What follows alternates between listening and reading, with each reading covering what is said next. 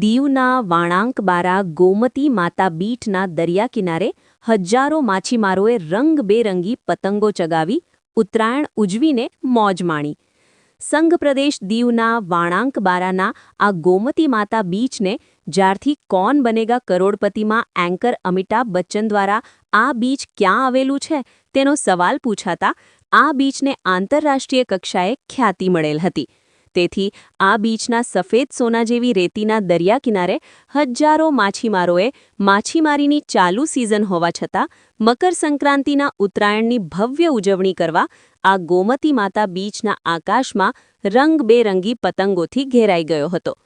હજારો માછીમારોએ પારંપરિક ભોજન બનાવી તેમાં દૂધ બદામનો ખીચડો, તલના લાડુ, લીલી ચટણી સાથે બાફેલી પાંદડી ખાઈ ડીજેના તાલે ગુજરાતી ગીત દિલ અને ધડકનની વચ્ચમાં રહેજો ઉપર ડાન્સ કરીને ખૂબ જ ઉત્સાહથી ઉજવણી કરી હતી.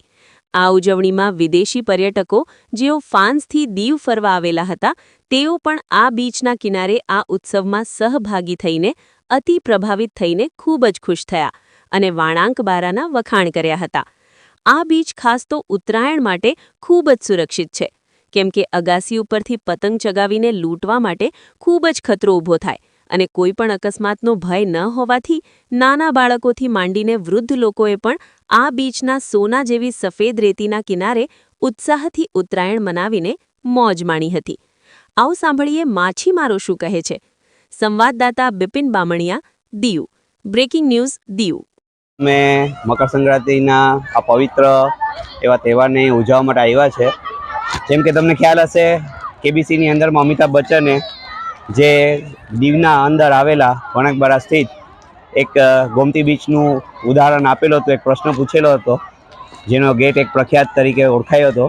એવા જ અમે વાણાંકબારાના માછીમાર લોકો બધા આજના દિવસે હળીમળી ભેગા થઈ અને આ પવિત્ર એવા નાના બાળકો સાથે, પરિવારો સાથે, ગામજનો બધા ભેગા મળી અને આ તહેવારની ઉજવણી કરવા અહીંયા આવીએ છીએ.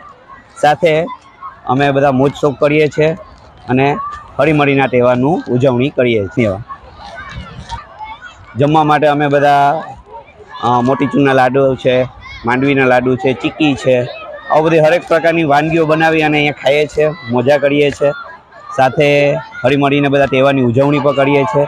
તમે જોઈ શકો છો નાના બાળકો બધા છે એ ઉજવણીના ભાગરૂપે આ તહેવારને મોજ શોખથી મનાવે છે, પતંગો લૂંટવા જાય છે, પતંગોને ચગાવે છે.